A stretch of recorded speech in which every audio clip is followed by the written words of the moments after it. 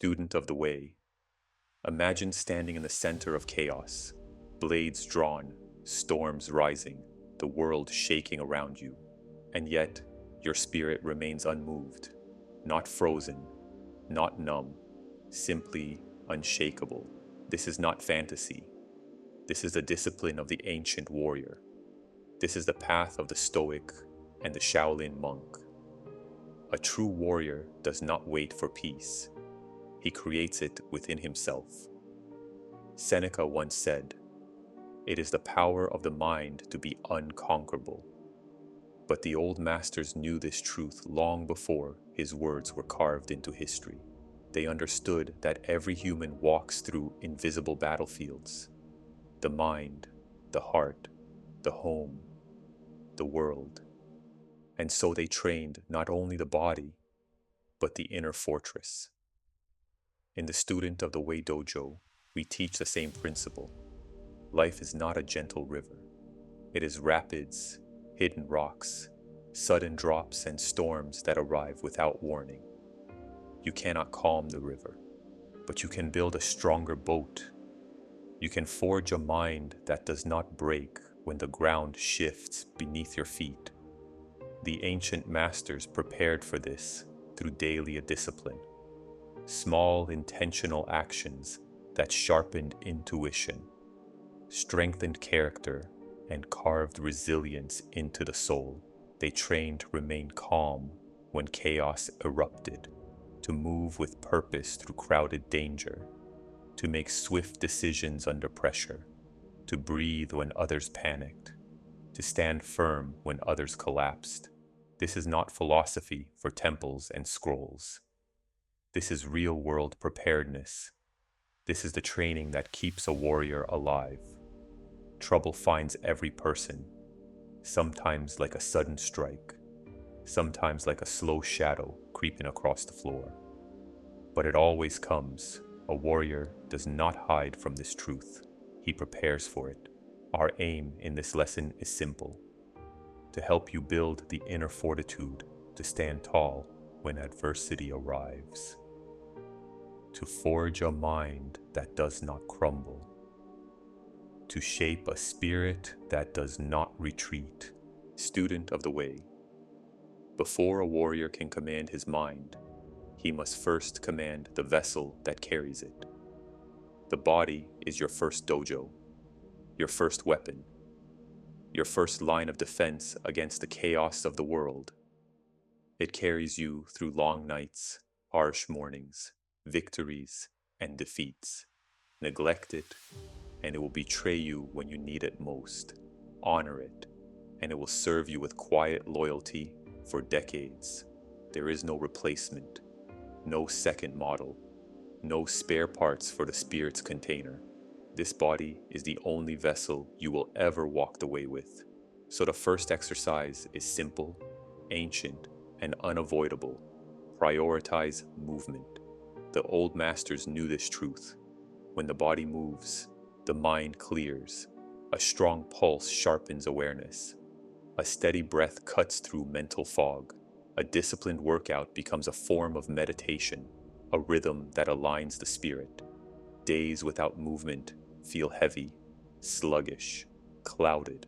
Days with movement carry a quiet confidence, a hum of strength beneath the skin, a sense of readiness that cannot be faked. A clear head follows a focused session of training, whether it is a run, a lift, a team sport, or a simple practice of breath and stance. This is what we seek. This is what we cultivate in the Student of the Way Dojo.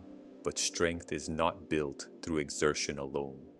A warrior must also master the art of recovery. The body cannot march endlessly without consequence. Sleep is the foundation of all discipline. It rebuilds, it repairs, it resets the warrior for the next battle. Without it, the mind dulls, the temper shortens, and judgment fractures. Even the sharpest blade becomes brittle when overused.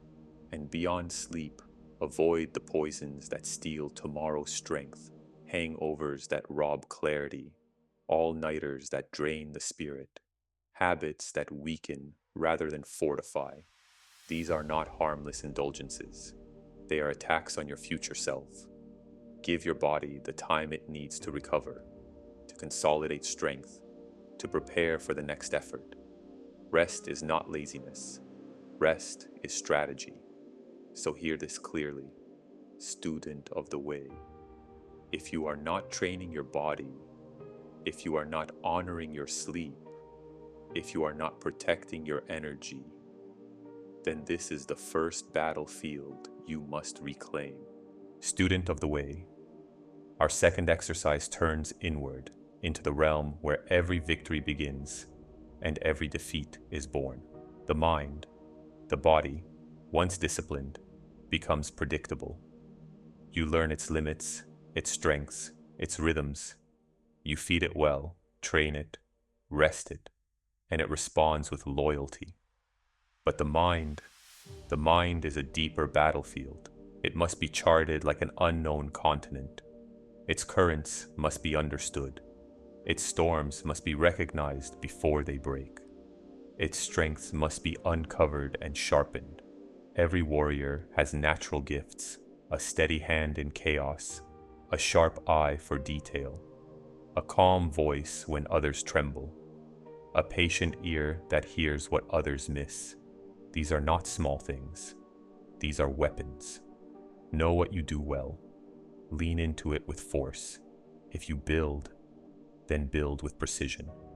If you lead, then lead with clarity. If you think clearly, then let that clarity cut through confusion like a blade. This is efficiency. This is leverage. This is the Stoic way. And the Stoics possessed an additional gift, one that separates the ordinary from the unbreakable, the ability to persevere long after others have surrendered, to see hardship, to feel its weight, and to continue forward anyway. This is the iron mind. This is the advantage of the disciplined. But to wield this strength, you must understand the world around you. Look at your life. Look at your circumstances. Look at the battlefield you walk through each day. Some things are yours to command. Your effort, your choices, your focus, your response. These are within your domain. But others lie beyond your reach. The weather, the past, the future, the opinions of others, the chaos of the world. Trying to control these is an unwinnable fight, a battle that drains your spirit and fills your chest with dread. That dread comes from pushing against a wall that will never move. A warrior must learn to see the boundary, to accept what lies beyond it, to focus only on what he can shape with his own hands. You may not choose the hand you are dealt, but you always choose how you play it. Your judgment gives meaning to events. Your intentions guide your actions.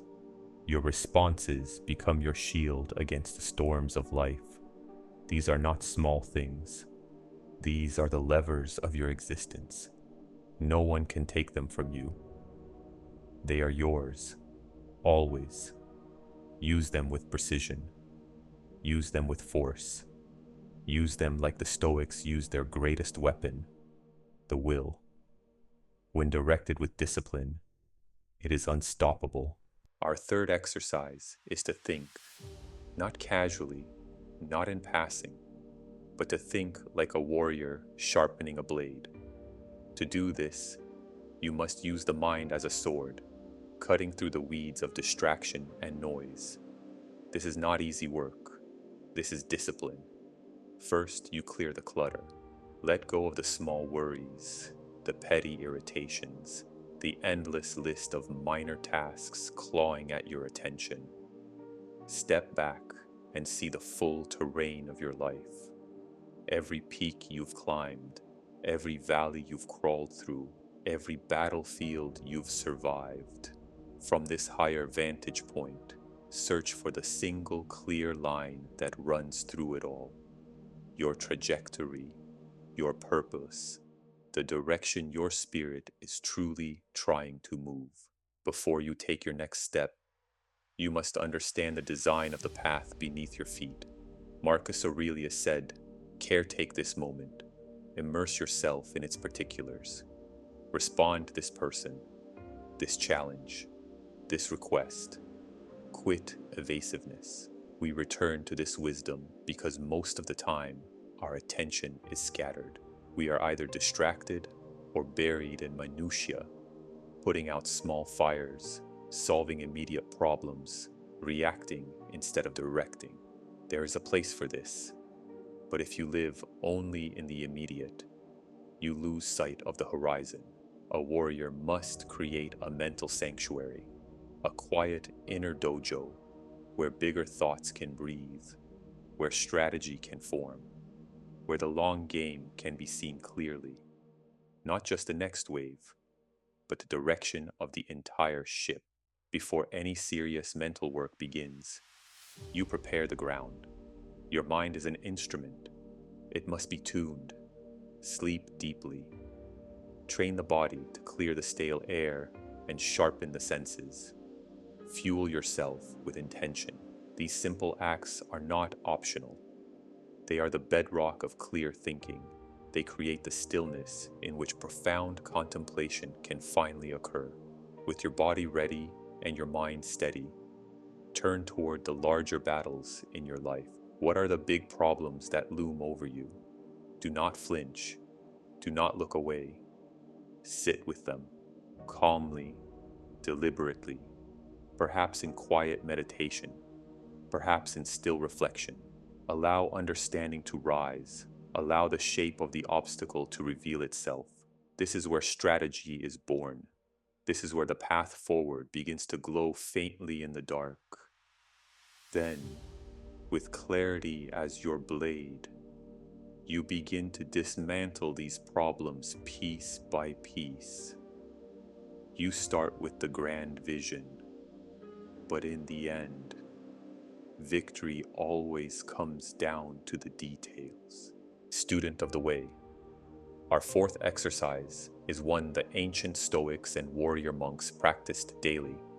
Premeditatio malorum, the premeditation of adversity, the art of imagining difficulties before they arrive. Each day, take a quiet moment. Sit with your breath. Let the world fall away. Then picture a small disruption in your path. A spilled drink, a delayed commute, a failed internet connection at the worst possible moment. This is not pessimism. This is preparation. You are not inviting trouble. You are removing its power. When you see the small waves coming, even in your imagination, they lose their ability to knock you off balance. You ready your stance. You steady your breath. You become unshakable. Ignoring difficulties does not make them disappear. Burying your head in the sand does not protect you. You are human, and because of that, hardship is guaranteed. So do what the warriors did. Envision the difficulties. Face them in the safety of your mind, and say, "I see you, and I am not afraid." When the moment comes in reality, you will already be prepared. Consider the small losses that strike us all. A misplaced wallet, the brief panic, then the calm, methodical search, an appointment forgotten, the sudden realization, then the clear action, a call, an apology, a reschedule, a sharp criticism, unfair, unearned, the sting, the urge to lash out. Instead, you picture a measured breath, a quiet assessment, no immediate defense, just a steady processing of information. These small trials are not meaningless. They are training. They are the dojo of everyday life. They prepare you for the larger storms. And remember this: the mind cannot stand strong if the body collapses beneath it. If you are tired now, you will remain tired until you plan for rest. The physical state supports the mental state. It is all connected. Your strength of mind grows with your strength of body.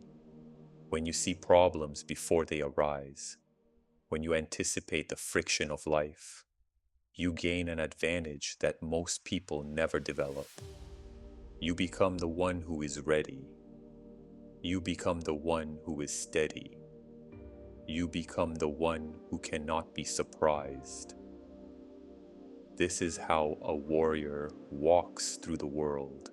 Our fifth exercise is one the ancient warriors embraced without hesitation. Seek out discomfort, for too much comfort softens the spirit, dulls the instincts, and weakens the will. The Stoics understood this. The Shaolin understood this. Every disciplined warrior throughout history understood this. Strength is not forged in ease. Strength is forged in friction. So begin with small tests. A colder shower than you prefer. A skipped meal when hunger whispers. A longer walk when your legs beg for rest. These are not grand trials. They are small battles. But each one carves a new line of resilience into your character. They push back the borders of the easy life. They prepare you for the hard one. As Seneca said, a gem cannot be polished without friction, nor a man perfected without trials. We do not seek punishment. We seek calibration. We are finding the edge where comfort ends and effort begins. We are discovering the line and then moving it. The body learns what the mind commands. Tolerate a minor chill, a pang of hunger, the dull ache of distance, and you teach the mind discipline. You strengthen your core resolve. You build mental fortitude brick by brick. You learn to silence the first complaint. You learn to push past the initial resistance. You learn to endure. And this endurance prepares you for the moments when the stakes are real, when life does not ask politely, when the storm arrives without warning, when the ground shifts beneath your feet. Life offers no guarantee of smooth sailing. There will be storms. There will be sudden winds. There will be unexpected waves. So you train now for the squalls to come. Every small discomfort faced, every self-imposed test, every moment you choose the harder path, builds a reserve of strength inside you, a quiet readiness, a calm confidence, a warrior's steadiness. Embrace the struggle, student of the way, and no challenge will ever truly catch you off guard. Student of the way. Our sixth exercise returns us to the vessel that carries your spirit through this world. Relentlessly improve the body. A baseline of not sick is not strength. It is not resilience. It is not readiness. The human machine is capable of far more than survival. It is built for power, endurance, flexibility, and precision, but only if you push it. Build strength, build stamina, build mobility, build a body that can carry the weight of your ambitions. This is not vanity. This is capability. Your body is the ground you stand on, the tool you wield, the armor you wear. A warrior does not neglect his armor. Take moments throughout your week to contemplate the state of your physical form. A simple walk can clear the mind. Push further, and it becomes training. Lift weights to feel the strain that forges resilience. Run until your lungs burn clean. Swim until the water becomes a second skin. Find the form of movement that grips you, that makes you sweat, that challenges your limits, and make it part of your ritual. Start with minutes, then build, brick by brick, day by day. Modern research confirms what the ancient masters already knew. Movement is medicine. Exercise sharpens the mind, lifts the mood, restores energy, and strengthens the spirit. Blood flows, oxygen rises, the mind clears, the world sharpens. This is a natural high, earned, not given. No pills, no prescriptions, just effort. Invest in your body, and the returns will echo through every part of your life. A stronger frame supports a stronger mind. Emotional regulation becomes easier, injuries diminish, sleep deepens, the days gain clarity. This is not optional, this is foundation. The body is the engine of your being, and a powerful mind deserves an equally powerful vessel. Student of the Way. Our seventh exercise is the most direct, the most demanding, and the most transformative. Choose the hardest thing you can do right now, and do it. This life is not a playground. It is a coliseum, a dusty ring where challenges step forward one after another, and you stand in the center. The crowd watches, your doubts watch, your fears watch. You can shrink, you can look away, or you can meet the gaze of whatever stands before you. There's a fighter in you, a will forged for battle, a spirit built to stand its ground and swing. You can win this. You only need to step into the fight. Make a habit of confronting the small, ugly tasks you avoid, the chores you dread, the calls you postpone, the messages you fear, the responsibilities that pile up like stones. Seek them out. Do not wait for them to corner you. Face them on your terms. This is not about the task itself. It is about the act of choosing, the daily choosing to do what is unwelcome because it strengthens your will. Seneca said, "Let us prepare our minds as if we'd come to the very end of life. Let us postpone nothing. If something hard must be done, do not delay. Do it now. Do it today. And when you face these difficult things, give them everything. Do not rush. Do not do them halfway. Bring your full attention to the phone call you fear, the conversation you avoid, the work you've been resisting. See the edges. Feel the weight. Hear the truth of it. Finish completely. Leave no loose ends. This steady, deliberate effort forges something within you. Your spine stiffens. Your confidence deepens. You feel a quiet joy, the satisfaction of mastering something unpleasant. Discipline is built one small task at a time. This is the core of the way. It is doing the thing and proving to yourself that your will is stronger than your aversion. That feeling of "I don't want to" can be met, stared down, and overcome. The true victory comes in doing it well, then doing it again and again. Each repetition builds an unshakable confidence, a knowing that you are your own master. This is quiet strength, a simple truth you carry. When we work on things that matter, the benefits appear quickly. Our goal is the same as the Stoics.